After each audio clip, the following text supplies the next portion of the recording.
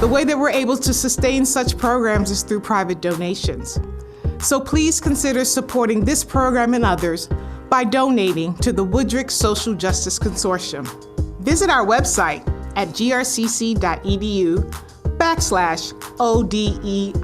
Click on the Donate tab.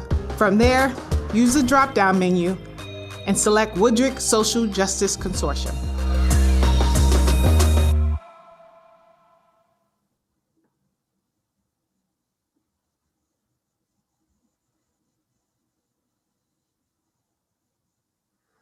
Good evening and welcome to this year's kickoff of the 2021 Diversity Lecture Series. My name is Bill Pink. I am honored to serve as president of Grand Rapids Community College, and I issue to you a huge Raider welcome to all of you who are here tonight for a treat as we have the opportunity to listen to Dr. Michael Eric Dyson. We look forward to hearing from Dr. Dyson this evening. I want to, before we get started, have a big thank you to our Office of Diversity, Equity, and Inclusion here at GRCC, headed up, as you just saw, by our fearless leader, Dr. B. Athena McNeely-Cobham. We love the good work that comes out of our Office of Diversity, Equity, and Inclusion and the staff that Dr. McNeely-Cobham oversees. Thank you, Dr. MC, and your staff for the good work that you do. Also, as Dr. MC mentioned earlier, please make sure you go to our website at grcc.edu/ODEI so that you can learn more about the other programs and offerings that come out of this institution in this space of diversity, equity, inclusion, and out of the Office of Diversity, Equity, Inclusion. We're thrilled about this season. We're thrilled about this semester getting into these programs, and we're thrilled about tonight. And we're thrilled that you decided to join us tonight. So we welcome you. And we thank you, Dr. Dyson, for sharing your wisdom with us. We look forward to hearing that. Welcome, friends, to this year's 2021 Diversity Lecture Series.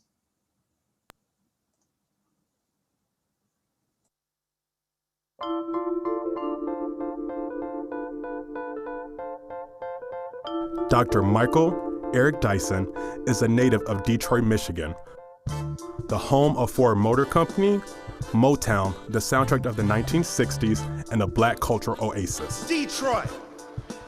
I know y'all jealous. You from Chicago, Philadelphia, Pittsburgh. You good, but you ain't got the D. Dardanetta Shrimp Shack, Fago Red Pop, Verner's Ginger Ale, Coney Island Hot Dog. His journey to academia began at Carson Newman College, where he graduated magna cum laude in 1985. Nearly a decade later, Dr. Dyson earned a PhD in religion from Princeton University. As an ordained Baptist minister, the breadth of Dr. Dyson's teaching, scholarship, and critical commentary is rooted in Black theological tradition. Known for his quick wit and melodic cadence, Dyson's public lectures are infectious among intergenerational audiences. Now I ain't got much time, so I'm gonna get right to it. I'm a Baptist preacher, so I'm used to speaking for 4 hours. I'm gonna give y'all a break today. I'm gonna speak for 3 hours and 59 minutes. A globally renowned scholar and public intellectual, Dr. Dyson is a noted author of more than 20 books.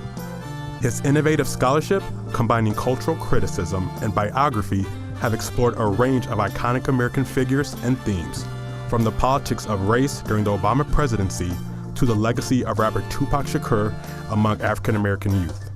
Throughout his career, he has held teaching positions at the University of Pennsylvania, Brown University, the Chicago Theological Seminary, the University of North Carolina at Chapel Hill, and Georgetown University. At the start of the new year, Dr. Dyson began his tenure at Vanderbilt University as Centennial Chair and University Distinguished Professor of African American and Diaspora Studies in the College of Arts and Science, and University Distinguished Professor of Ethics and Society in the Divinity School. Dyson is also a contributing opinion writer at the New York Times and serves as contributing editor at The New Republic and The Undefeated, a website from ESPN.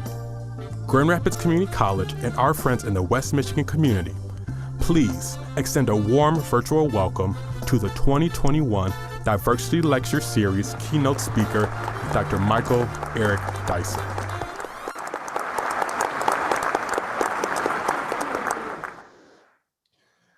Thank you so much for that very generous and gracious introduction to Dr. Pink and to all of the extraordinary figures gathered here, to Dr. Cobham and all others who are assembled here for this wonderful and auspicious occasion, a return to Michigan, and to have this opportunity to chat with you briefly before engaging in a conversation with Dr. Cobham about these issues. It's wonderful to be back home, even if virtually.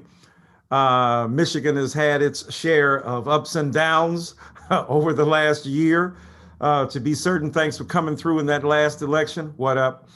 But at the same time, enduring the infamous assault of radical right-wingers on the very prospect of American government.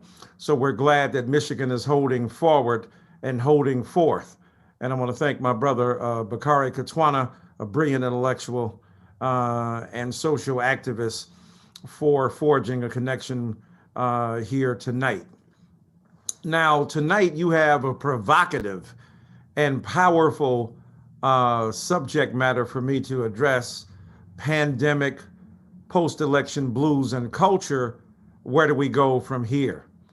So that joins Dr. King at the end, Dr. Fauci at the beginning, and Joe Biden and Gretchen Whitmer and a whole host of other figures in between. When we think about where we are in this culture, day after day, hitting yet another sad and tragic milestone when it comes to race in America, when it comes to specifically the pandemic and the trauma and tragedy it has revealed as we continue to move forward as a nation trying to get this disease and this virus under control. The sad milestone throughout the world of millions of people afflicted with this disease, well over 400,000 people in this nation dead as a result of it. And how sad that is. How much earlier might we have intervened, and therefore how many more lives might we have saved if we had been serious about embracing the learning and fruit of science, along with the respect for evidence, not worship, not deference, but respect for evidence and science that ought to play a role in trying to handle a public health crisis like the pandemic. So when I think about the pandemic, I think about this global virus that has besieged the horizon of so many countries, and certainly has done deleterious and devastating things and had a traumatic effect on American society, in particular BIPOC, Black, Indigenous, people of color, and our communities. Black folk have had a devastating whammy delivered to us, a double whammy of both the global virus and the pandemic of COVID-19, and it seems COVID-19's racial pandemic as well. And so when we think about the fact that this pandemic has revealed pre-existing conditions within Black culture that those who are intimately familiar with our society would not be surprised by. The fact that Black people have higher rates of hypertension, heart disease, diabetes, and are thus more susceptible, and asthma, and are thus more susceptible to dying from this deadly disease than even other Americans, cherished citizens who are likely to lose their lives as well. We know that that reveals to us pre-existing conditions, not biologically alone, but socially, politically, and economically as well. Some people would tend to say, well, Black people should take better care of themselves. They could reduce the likelihood of having asthma, having heart disease, having hypertension if they would eat better and exercise and do all the things necessary to take care of oneself. Sounds good in theory, resonates abstractly, but when we break it down to the brass tacks and knuckles, we figure out, hey, Black folk ain't got the leisure time, right, with their jobs, because they're working 2 and 3 jobs trying to make ends meet, to even plan for the workout session that they might have, or have the disposable cash to join the local gym to be able to have access to the treadmill or the Peloton and to be able to get in shape. But even more seriously, Black and Latinx people in particular don't have the access to high quality, great pedigree of medical intervention, of supervision of their particular diseases as a result of routine medical checkups. And so if you ain't got the ability because you don't have insurance and you don't have jobs that provide the insurance, or high quality jobs or full-time jobs that give you the opportunity to routinely visit a physician, your primary care physician, who then will talk to you about, gastroenterology or cardiology, or in my case, paleontology. Oh, yes, just joke. No, all right. Certainly gerontology, to figure out what old people can do. You in bad shape. Most Black people and people of color who are working class and poor, but especially working poor and poor, use the emergency ward as substantive intervention for their particular medical crises. Now, if you having a medical crisis, I don't care what level you at, behind that preposition especially, you're going to go to the emergency ward, but that's not the routine. That's if you have an outbreak or a crisis in between your routine visits to your managing physician, right? To your primary care physician. When you go to your, job and you get a sense of your, healthcare plan, and whether you can go to the pharmacy to follow up and get your prescription, your scription, as the old folks say, for Arthur, short for arthritis. Y'all know what we do. So if you ain't got that possibility because you don't have a job and you don't have routine employment, therefore routine access to high quality medical care, therefore the ability to manage the early onset of a particular disease so that you can mitigate its most deleterious consequences, because you got a routine engagement with your doctor. Try this medicine, try this dose, lower your blood pressure, work out more. Let's have a conversation about a nutritionist. Let's speak about if we can get a chef involved to take care of you and to provide routine service. And if you ain't got that, let's hook up with Oprah and get some Weight Watchers, right? So the thing is that if you don't have access to all that, these diseases that may potentially affect all people will have a greater impact on us. And more specifically, the diseases that tend to track Black life are themselves indexes of the path of racial inequality in the country as well. Because we were forced to eat soul food that destroys your body and leaves your soul by itself. Man, if I were in church, I'd say, oh Lord. It is Wednesday night. This ain't prayer meeting, but I'm gonna pray that you have a meeting. Y'all forgive me. No extra charge for any of these jokes. So the thing is that because of soul food, because of the chitterlings that got sold on the futures market, I mean, people came in and even took chitlins from us and sold them on the futures market, making millions off of what we had to eat by necessity. So if you are speaking pidgin English in West African civilization's embrace, as you are part of chattel slavery, forced to eat the leftovers and the crumbs on the table, it develops centuries of addiction to certain kind of food. That explains my addiction to fried chicken. Got to get off of it. I got to get released from it. In the name of Jesus, release me from fried chicken demon. All right, I'll just. Oh my God. So the thing is that when we look at the particular characteristics of a culture, that's epidemiology, and begin to demythologize and deconstruct the ways in which cultures have been shaped by certain dietary habits that are derived from imposed social constraints, then it ain't just an abstract consideration about how you gonna eat better, which we should, and do better, and diet and exercise and so on. It's also a story, a picture of racial habits and predictable racial outcomes that attend to Black and Latinx people.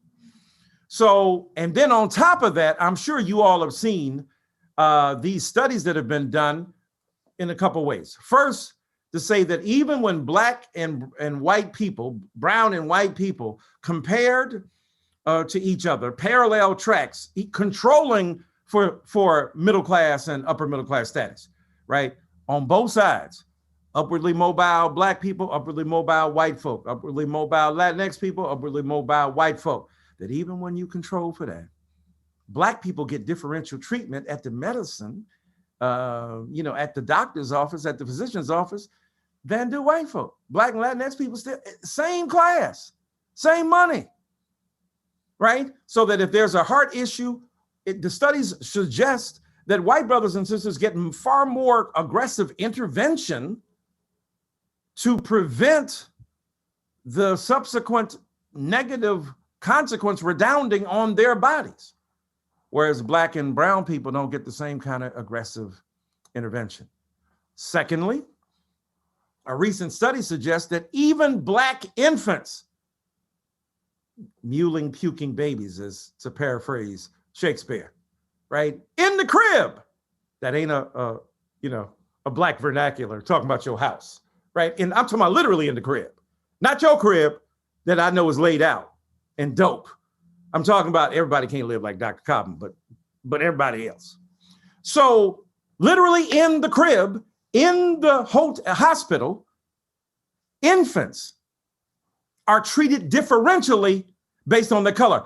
The study suggests that Black infants have a better chance of survival if they are treated by Black doctors. Now, that doesn't mean that white doctors are like, racists. Like, I hate those little Black babies.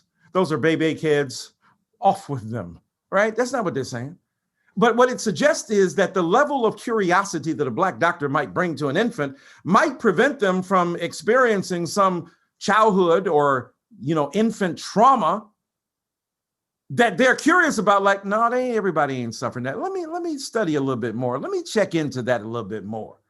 So when you have a natural affinity to a particular child premised upon a similar pigment, that may create a medical hedge around that infant child. Wednesday night prayer meeting hedge. You see what I'm doing there? See what I did? So the thing is that even when there are ostensibly neutral characteristics to consider in the administration of medicine to vulnerable Black and brown folk, race intervenes. So in this pandemic, we have been exposed to systemic racism. That's one of the ways we talk about system perpetuated racism. Every word that ends in system is part of systemic racism.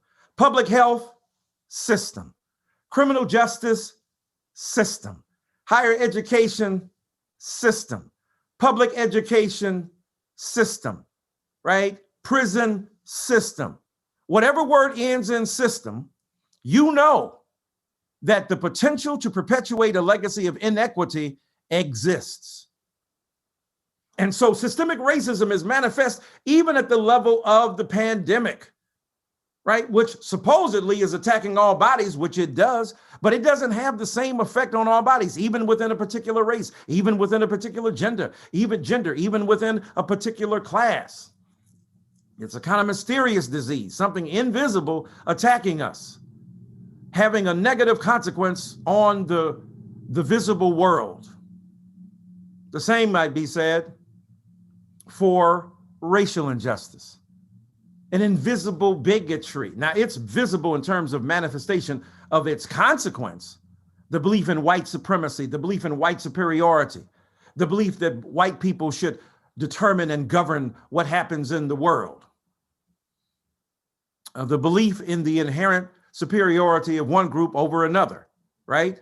The conscious or unconscious belief in the inherent superiority of one group to the other. And so when we toss around the word white supremacy, when Malcolm X talked about white supremacy, when George Frederickson writes about in a comparative analysis between South Africa and the United States, especially during enslavement and chattel slavery, white supremacy. People think you must be part of the KKK. That's part of it, or the Proud Boys and the like, but it's also deeply entrenched in American society. It is inscribed in the narratives that determine our existence, that situate us politically.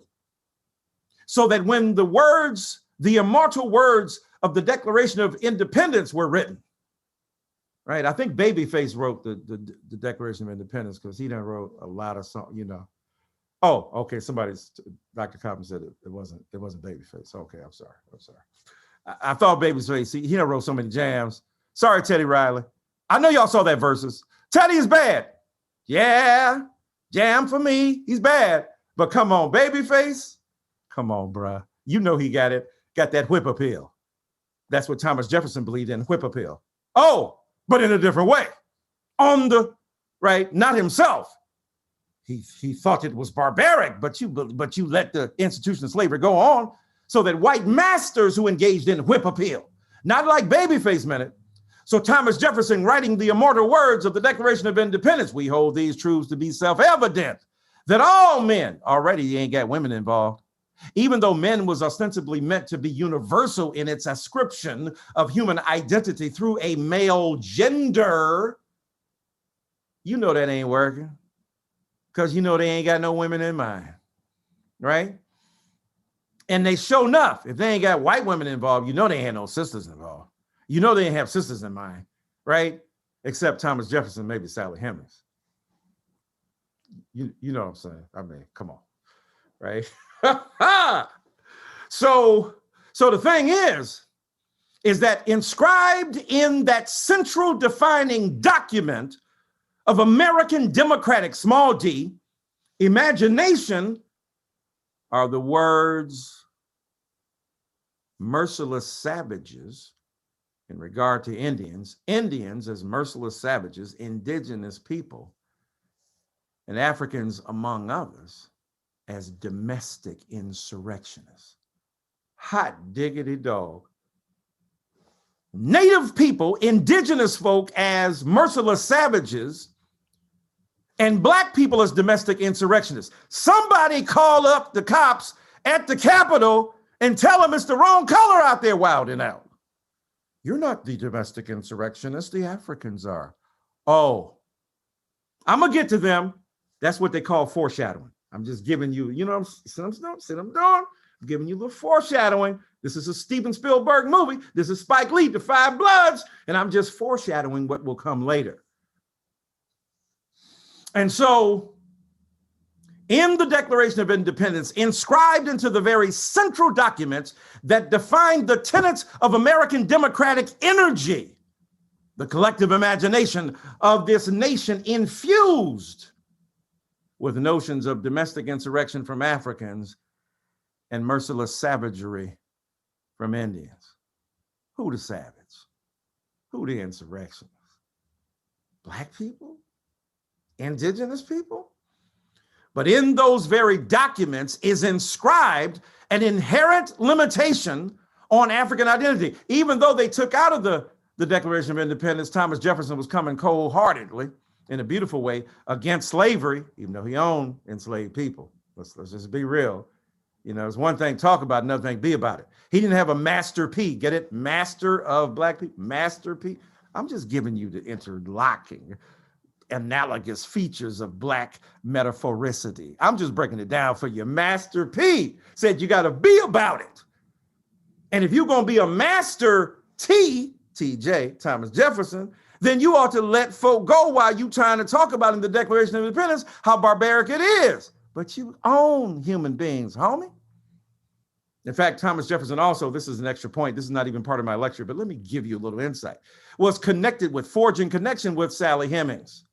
Oh, 14-year-old Black girl. Oh, this is before the Me Too movement, clearly. Oh, this is before, oh, you thought R. Kelly was alone? How dare you? How dare you make an analogy between Thomas Jefferson, the architect of Monticello, the former Secretary of State, or as Mayor J. Blige was the Secretary of State. Remember, she was talking about secretary in the Waiting to Exhale soundtrack. And your secretary. I'm giving you mad love up in here, y'all. Come on now. So Secretary of State, President of the United States of America, drafter of the Declaration of Independence, him in the Committee of Five, but he said, don't be editing my work. He was almost as great as Bakari Katwana. First take, I'm throwing it down. Don't be editing my work. And so Thomas Jefferson, right, during the day, writing the notes on Virginia, asking whether or not Negroes possess requisite rationality to engage in abstract reasoning. But at night, he grabbed some Luther Vandross tapes. Woo! Don't you remember? I told you I loved you, Sally. Man, I'm killing y'all tonight. I can't even see you. Come on. Let me see. Let me just choose some names. Teresa Kent, Jonathan Wheeler. I know y'all out there. Y'all feeling me. God dang it. I'm throwing some Luther at you today. He was doing some Wilson Pickett. They call him Wicked Pickett. Now I'm gonna go to the midnight hour. Y'all know nothing about that. Wicked Pickett was talking about Mustang Sally. That's what Thomas Jefferson was talking about. At daytime, he's writing about the lack of abstract rationality among Negroes and whether or not our music was great. Are you tripping? Are you questioning Black music? Come on, TJ, what were you smoking on the field of play? Poppy fields, right? But at night, he was engaging with Congress, and I don't mean up in the Capitol. With Sally Hemings, and they produced several children. Why is it that people were tripping? Jiminy Cricket, I can't believe that the president of the United States of America would forge Congress with a little Black girl, 14 years old. Get ready, dog. A lot of them did it. He wasn't the only one. Are you tripping? Where you at? This is why history is critical. This is why distorting history for our young people is problematic. This is why the textbook makers out of Texas who seem to be locked by an orange apparition that recently disappeared in DC.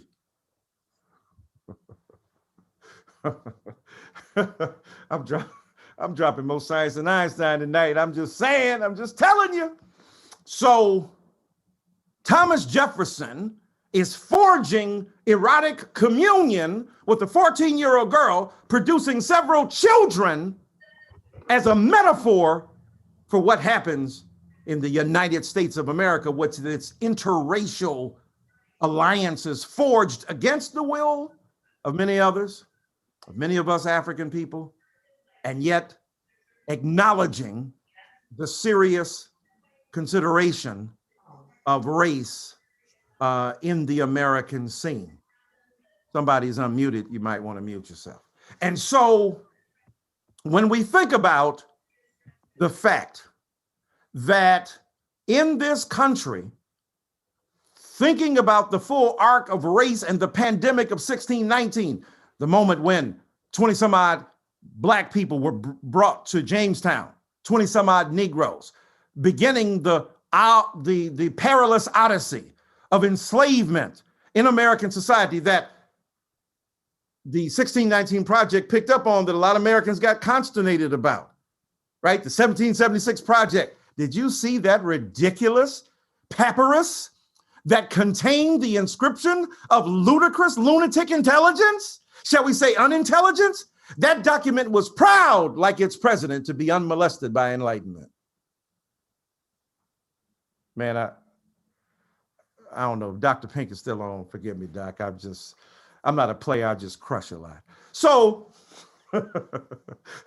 so here's the point, that in the pandemic of the virus, we also have the pandemic of racial intolerance, racial bigotry, white supremacy, deeply inscribed, not just in the evidence of crazy folk at the mall, at the Capitol, people out of control, but deeply inscribed in the very documents which are central to the self-definition of American democracy itself.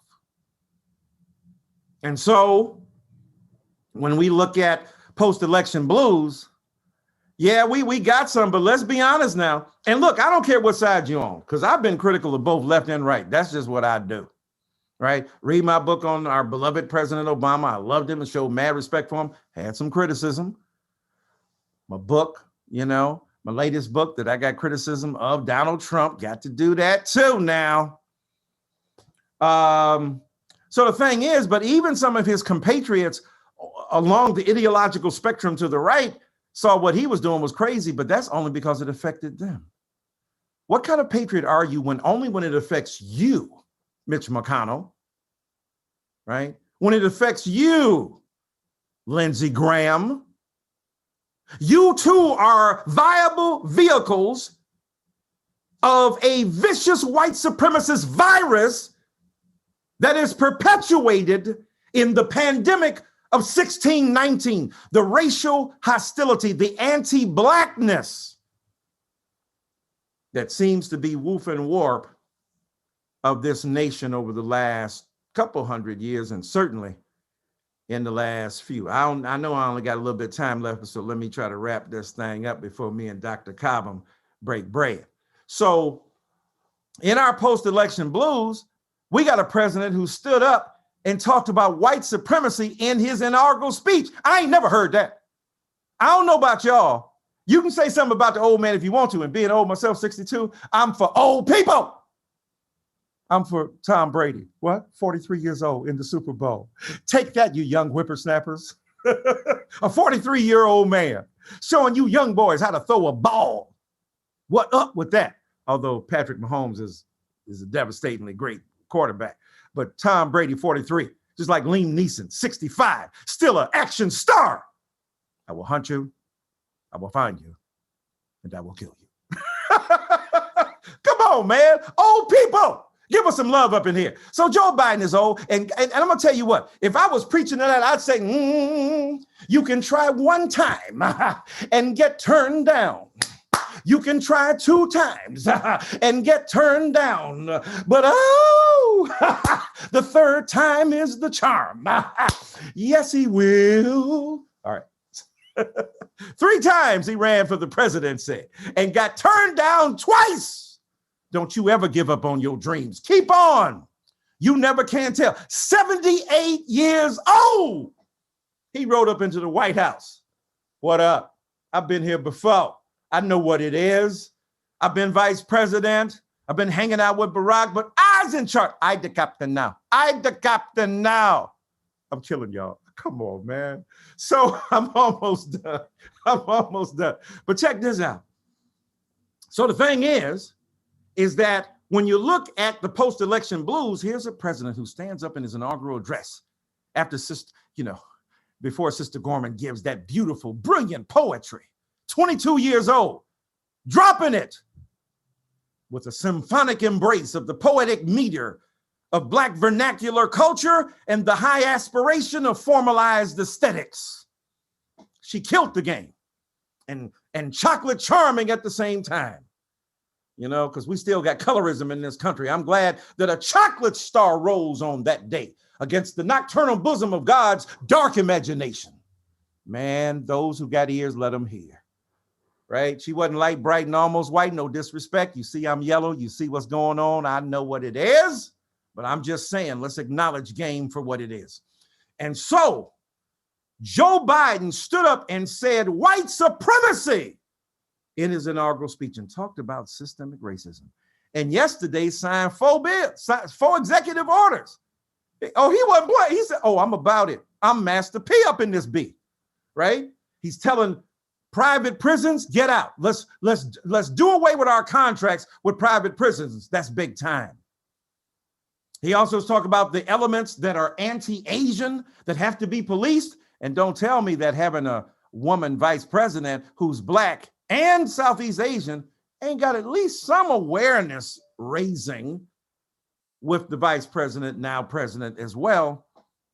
And of course, dealing with other elements, rescinding President Trump's notion that you can't have critical race theory, quote, taught within certain elements of the government. First of all, they don't even know what critical race theory is. So what people be against? I'm against critical race theory. You don't even know what it is. You can't even spell it. You don't even know Derek Bell. You have no idea Kimberly Williams Crenshaw. You don't know critical race theory. I'm critical of race theory. That's what I know. You don't even know what it is, right?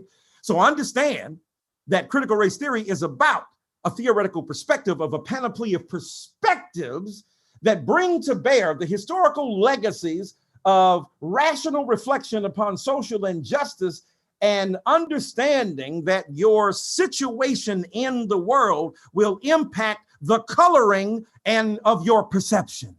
So ain't nobody, speaking ex cathedra, from the chair of the Pope, or subspacia eternitatis from the gaze of God. I'm throwing in some Latin words for you. I can throw some pig Latin in too. Gizzo to the stizzo, rizite, nizza, brizother. You here's heard? Holla. I'm murdering you right now. All right, I'm almost done. So the pandemic, post-election blues, let's at least open up a space where we can talk about rejiggering American democracy, reconceptualizing who we are. Where do we go from here? Let me end by saying this.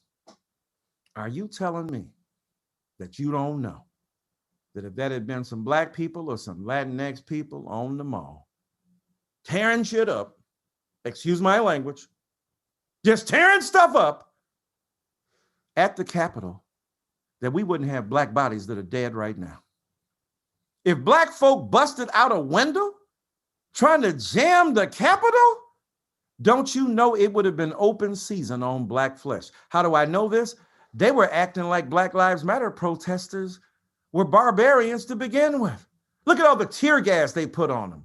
Look at all the sniping that was done on tops of buildings waiting for Black people to misbehave. Look at the density of numbers that they deployed in anticipation of Black Lives Matter protesters, not all of whom were Black. The beautiful thing about the aftermath of the horror of George Floyd is that white folk got involved too. The reason these were the biggest protests in the history of the nation, because white folk joined. You can't sell 15 million records unless white folk buying your music, right? Let's just be real. I don't care who you is. I don't care if you're Beyonce or Jay-Z. I said Beyonce. I didn't see y'all stand up and give love to the queen. I'm gonna let you slide on this one. When I say Aretha, stand up. I say a little prayer for you. Come on now. The queen. So I don't care who you is. So you can't have a protest movement with those kind of numbers without white folk being involved. And guess what? Not just being involved. Heather Heyer died in Charlottesville. 2 white men died in Kenosha, Wisconsin, after Jacob Blake was shot as they were protesting as part of Black Lives Matter. And this 17-year-old bigot, who they are treating like a hero, right? Kyle Rittenhouse, who's out on bail, flashing the okay sign of white supremacy. And so don't tell me that it's not deeply entrenched in the culture, but white folk died as well.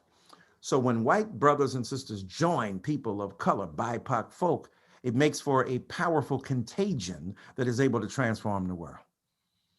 And so in this moment, as we talk about where we go from here, let's be real. Treat the Capitol people like they were Black and you would have seen a different kind of police force out there. Act like they were all Black. They're up there taking selfies. What up, dog? They're up there, having a good time. And the policeman, that brave, heroic Black man, said, hey, can I lead you this way? Because that's what we got to do. Even though he's got a gun on his hip, he knows he was outnumbered. Black people have always been the beacons of light leading the path toward democracy. Come on now. That cop was an avatar and a symbol of what Black folk have done. Where do we go from here? We go either to chaos, as Dr. King said, or community. Chaos, white supremacy. Chaos, Proud Boys. Chaos, the uncritical valorization of capital and making people of human worth and dignity alienated from their own, deferential to capital and material. Community, love. Community, concerned about the other. Community, all of us forging together the compact of commitment to American democracy. Chaos, white supremacy. Chaos, the uncritical valorization of whiteness and privilege and comfort, to the dismay of those of us who understand that real community and real social cohesion is what drives America at its best, so that we can live up to the motto of the nation, e pluribus unum, out of many, one. Thank you so very kindly for this opportunity. Wow, thank you so much, Dr. Dyson. What I was thinking about, the audience can't see me, so I was laughing with you and engaging and doing the church raising hand. And what came to mind is when you speak truth to power, it's earth shattering. And that's what you did even in this virtual space. I'll share some of the comments with you that were coming through via text message on the Q&A and that sort of thing. But before we get into that, we actually have a presentation for you, and then we'll move into our Q&A segment. So if you could, just give us a few moments. Oh, yes, ma'am. I was supposed to get, oh, my Lord. Bakari Kotwani told me 25 times to get my award. That beautiful one. Don't worry, we got you. We're ready, class. Y'all knew I was going to mess up. See, Bakari said that dude going to mess up. I'm telling you right now. All right. Good evening. My name is Stephen Smith, and this is Taylor Smith. We are the owners of Muse GR, a collaborative interactive art gallery and event space. In 2020, Grand Rapids, Michigan was named one of the top 100 best places to live and work based on economic growth and job opportunities. While this recognition is true, it does not acknowledge the lived experience of historically marginalized communities. Ujima, the third principle of Kwanzaa, means collective work and responsibility. In the tradition of community mobilization, Muse GR developed Muse Ed, a nonprofit arts and education organization that empowers youth to cultivate resilience and understand how to make an impact through the arts. In 2019, Muse Ed partnered with the City of Grand Rapids Safe Task Force to establish an anti-violence music program. This project has continued and is building momentum. This evening, we ask the community to help us sustain this investment in our youth by donating to Muse Ed. The Ujima Impact Award recognizes extraordinary commitment and contribution to research, scholarship, artistic expression, and service that uplifts the experiences of communities of color. Whether through professional or personal projects, the award's recipient influences transformative initiatives that impact changes to socioeconomic, political, health, or environmental systems.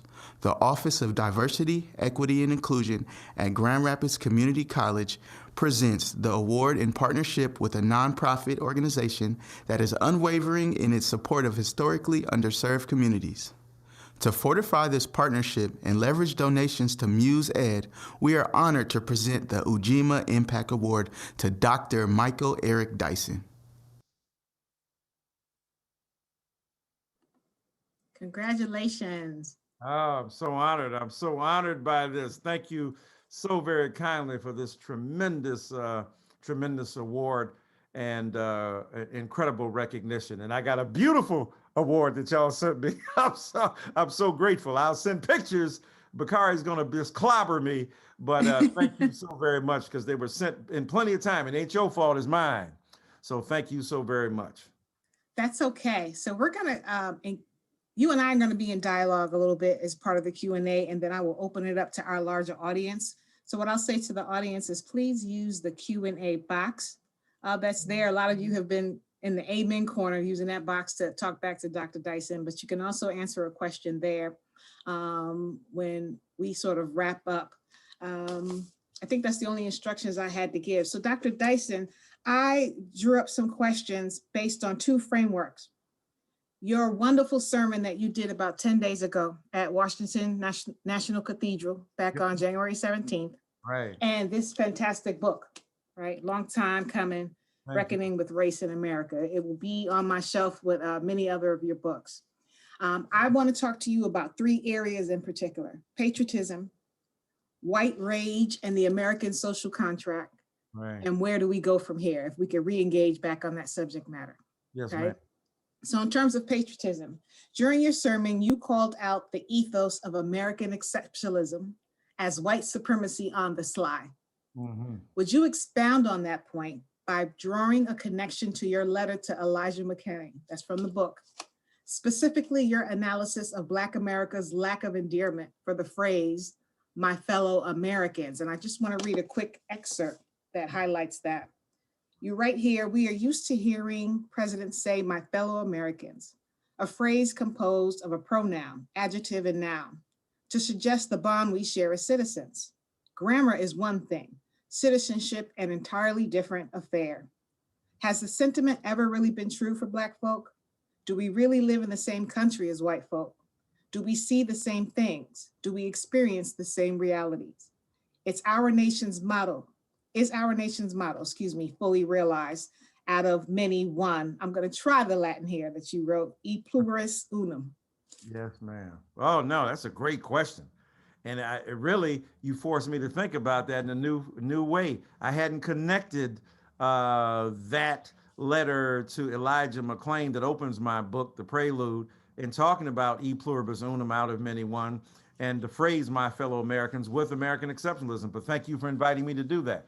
The sermon I gave, a letter from St. Paul to the to Americans, to America, certainly contains a criticism of American exceptionalism. I know a lot of people are upset by that because they think America was special and has a moral sensibility that sets it apart from the rest of the world. De Tocqueville talked about it first when he came to this nation, and looking around in the 1700s and trying to figure out what America would be, or was it maybe well into the 1800s as well, but trying to figure out what America was and how America operated. And he talked about the unique sensibilities that America possessed as a nation, and how it obviously would have tremendous consequence on American society in terms of our self-identity.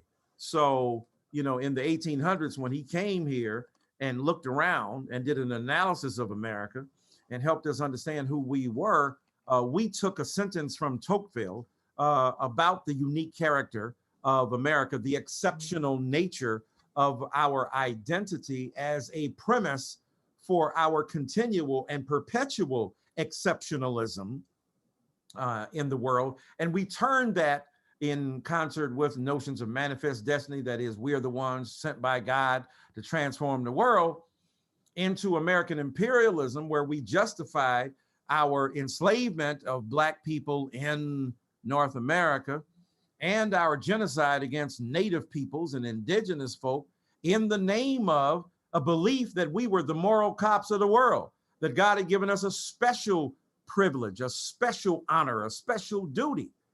But that exploited the kind of fundamental illusion about American exceptionalism, and joined it to the kind of hurtful, tragic practices that America carried on and conducted in regard to Black people and other people of color. So my fellow Americans, where are we? Where are Black people who died for this nation, whose blood, mixed with the soil from which sprang American institutions? We weren't being treated equally or fairly. We were made exceptions within American exceptionalism. There was an asterisk involved, except for Black people, except for women. So even as we claim to be exceptional, we're crapping on Black people and women. We ain't that exceptional because they're doing that everywhere. If people who are at the lower end of the totem pole are getting dissed, what's so exceptional about America? Well, America, you can climb up the ladder of success and become who and what you want to be for some people. Because despite the extraordinary genius and diligence and industry of Black people, it was often curved. It was often curbed. It was often limited in a way, so that American exceptionalism as a doctrine suggesting that whoever you were, if you came to this nation, you would have the opportunities to succeed, was being, in a certain way, denied by the very evidence of its refusal to extend that same permission to Black people within this own nation. And in that chapter, I talk about the fact that how we don't even feel as part of that larger American project, feel alienated from it by saying my fellow Americans, when our fellow Americans have been the ones to hurt us, to harm us, and to prevent us from flourishing. Right. Thank you for that. I'm going to keep going here. Jonathan, if you could hear me, could you start looking in the Q&A to queue up the questions when we're finished with this discussion? So let's go to white rage and the American social contract. In your letter to Emmett Till, as a part of the book, you draw a connection between white rage and this social contract that's there. And I just want to read this part. I think I have it right. The game was rigged, you say. I'm skipping ahead a little bit. The fix was in, and whiteness was declared the winner. It wasn't enough to make this a human arrangement. God was brought in to establish a divine inspiration for white supremacy. The white world burned crosses on Black folks' lawns to remind them of their place in the social and theological order. Black transgressors were berated or worse, threatened and often killed. As part of your sermon, you pointed out that it is often assumed that a Black person who wins while playing by the rules, not meant for their success, must be cheating. That, in part, you said, drives white rage, and that sort of rage drives white people to storm the Capitol. You alluded to this in your talk. If you could go back to that with this question. Post-election, this country is knee-deep in white rage among politicians as well as the voting bloc. What advice would you offer to college stakeholders, students, faculty, and staff in navigating this delicate terrain? Yeah, no, another great question. I do think that white rage is deep, it's profound. As you said, it's radiating even now after the last and latest election, where, thank God, in many ways, the candidate of the white supremacists was rejected. But 74 million people still voted for him, even though 81 million people voted against him and for the other candidate. But I think that what it should say to the stakeholders in American education is that this stuff has creeped up into and crawled up into the curlicues, the interstices, the little gritty spots and spaces, the in-between places of American institutions. It's not something just out there. It's in here as well. It's within our society, it's within our institutions, it's within, American institutions of higher education, it's within institutions of policing. Look at the number of police people and law enforcement on the mall who were involved as protesters against a legitimate vote being protected, and they wanted to overturn it. Look how many law enforcement people and how many people who had been involved in the military were there protesting. And not just protesting, they were part of an insurrection, of an organized rebellion against American democracy. But that ain't the first time. They were dragging some of them, one of them at least, the Confederate flag through the halls of Congress, a secessionist flag, a flag of a traitor, of those who had stood against tooth and nail the democratic process, small d, not big D. And so at that level, white supremacy is really an extension of insurrection against the legitimate government of American society. It's not just hatred of Black people. It's not just hatred of brown people. It's not just hatred of Jews. It's not just hatred of many others like Muslims and the like. It is a hatred of American democracy itself. Because as long as that democratic energy cannot, and imagination can't be directed to serve them and to be subordinate to them, not them subservient to it, but it subservient to them, then they are willing to overthrow this democracy in order to have their way. That is the very definition of an extremist, insurrectionist ethos that needs to be challenged. And that white rage continues to perpetuate legacies of inequity, of white superiority, of white supremacy, and they must be called out, named for what they are. That's not an emotional response. That's not an ideological response. That's not even a political response. That's as, quote, objective a social analysis and political prescription as we might be able to offer in light of the ideas that they themselves have stood behind and put forth as the basis of our democracy. This is why I called out Senator Hawley, Senator Cruz, Senator Rubio, Senator McConnell.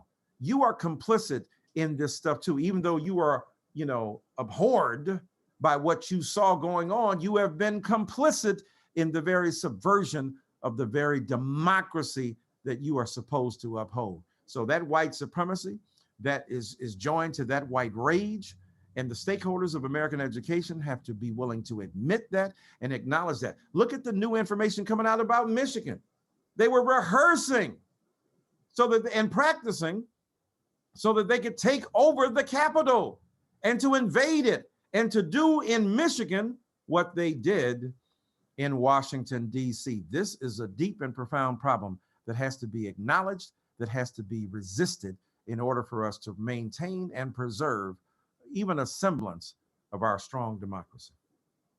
Thank you. And then one more from me. Don't worry, audience, I'm coming to you.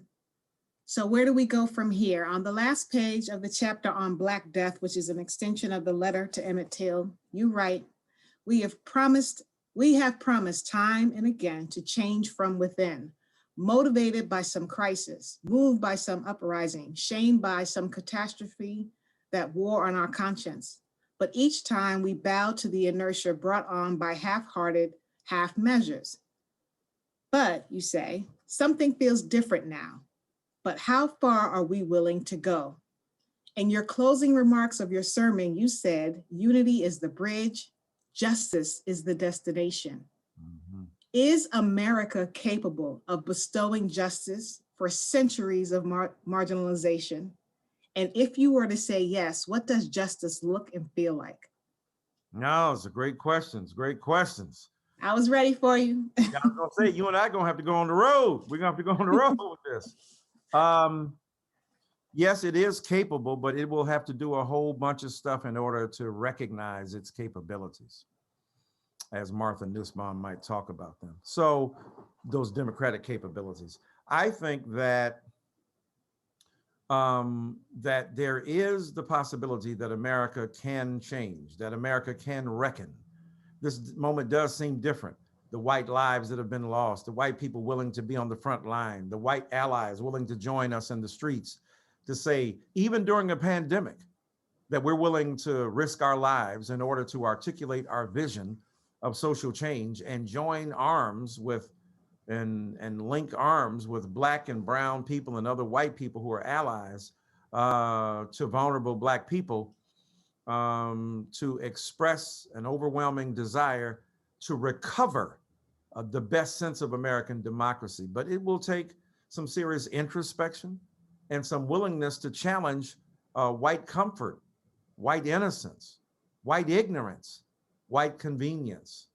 And I talk about these in the book, or even white fragility, as Robin DiAngelo speaks about them. So we've got to be willing to take our message, as white allies into white spaces and places that Black people will never get.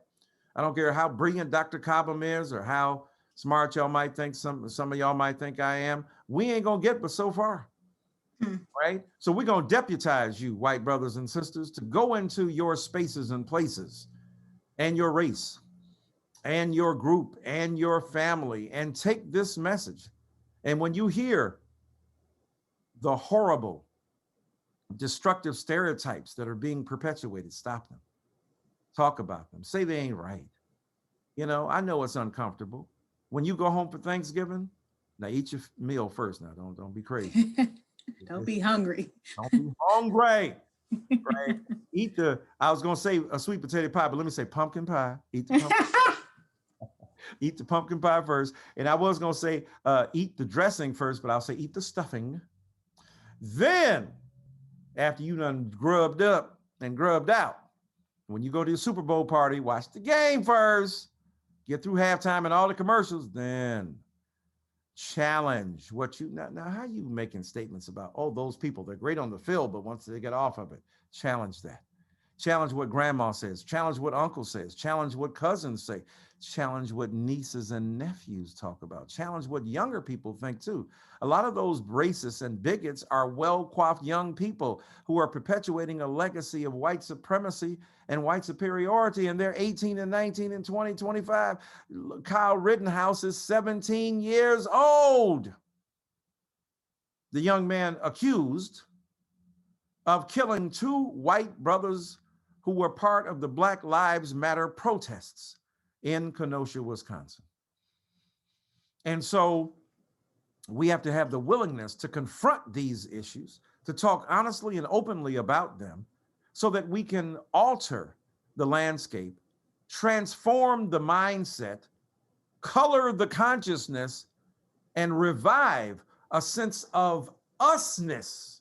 Not the Manichaean distinction between us and them, but us together, in order for us to make a huge difference on the American scene. Right.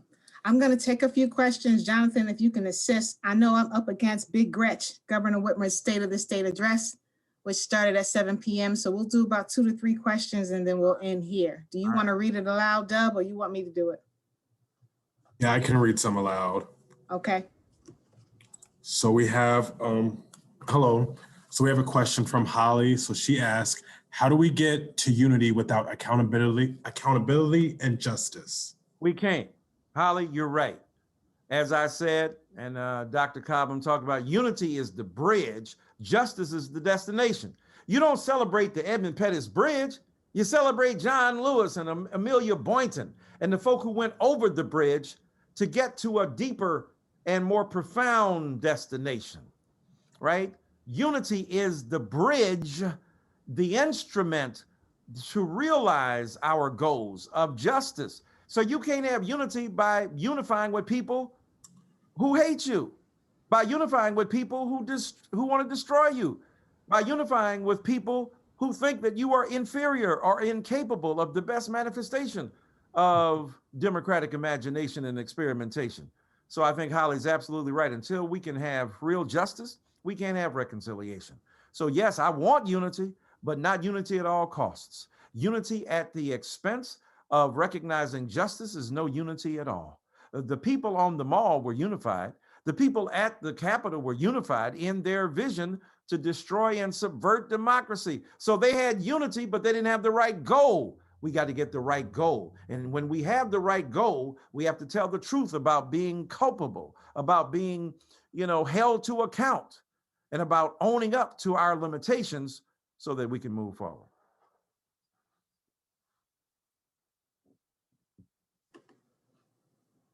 You ready for the next one, Dub?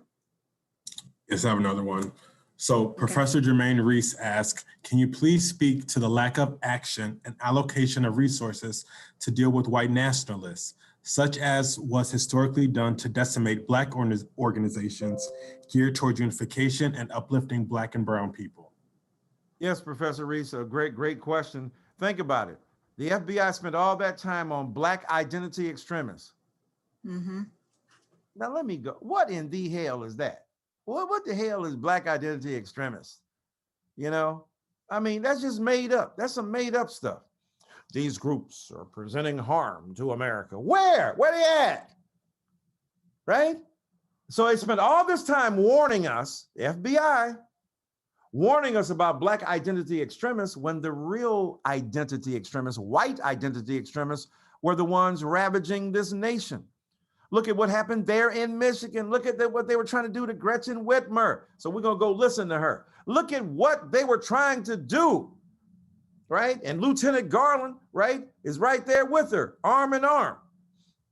And so look at the way in which white identity extremists and white nationalists have been underreported, understudied, and underinterrogated by the institutions of American life, especially the law enforcement institutions, especially those who wield tremendous authority. Why? Because some of the white supremacists are in their group.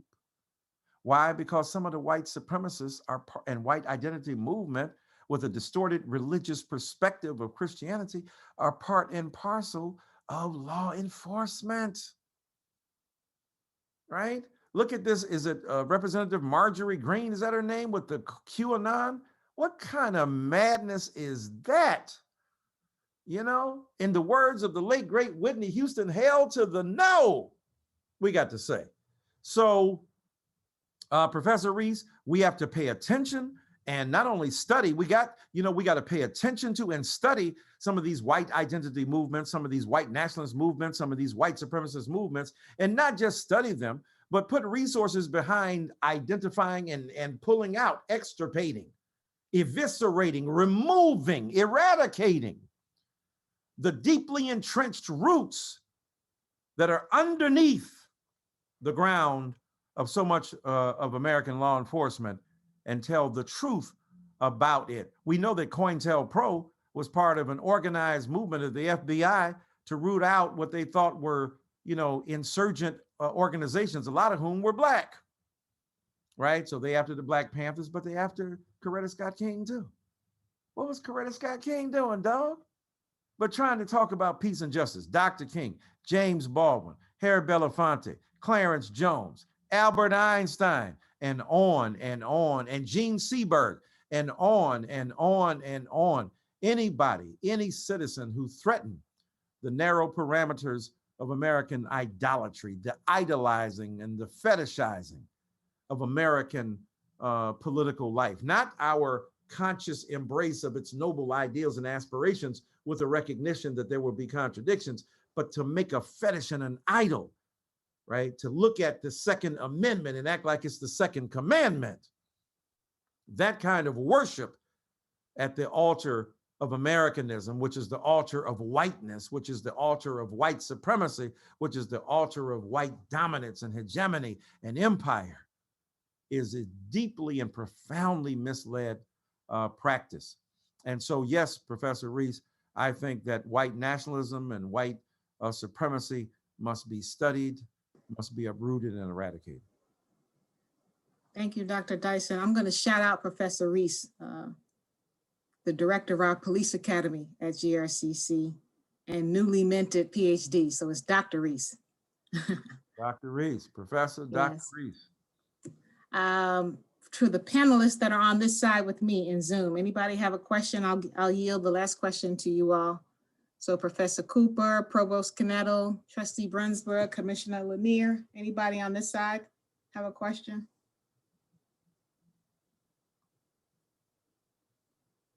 Now they shy.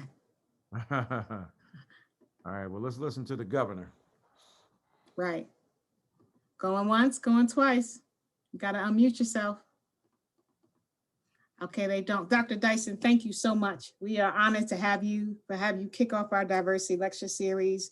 And thank you for joining in community. Your talk has been well received. A lot of the texts here I can forward to Bakari so he can share those with you. But we appreciate you because I know you're really busy. No, thank you for this opportunity. Thank you for the award. Thank you for your generosity. Thank you for your amens when you were only seen by me and talking tonight. And I appreciate all y'all, Brother Jonathan Wheeler, Dr. Reese. Congratulations for your new PhD, power to handle the devil. Okay, I'm sorry. I'm talking about the devil and the demons that rise up against us as human beings. But thank you so much for this wonderful opportunity, and to Dr. Pink and everybody else, Dr. Cobham, thank you so very much. Take care, everybody. Good night. God bless.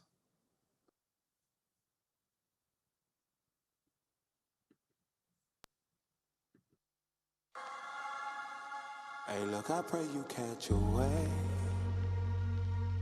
that doesn't subside. This for the nappy heads in heaven, with a nappy head Christ by their side.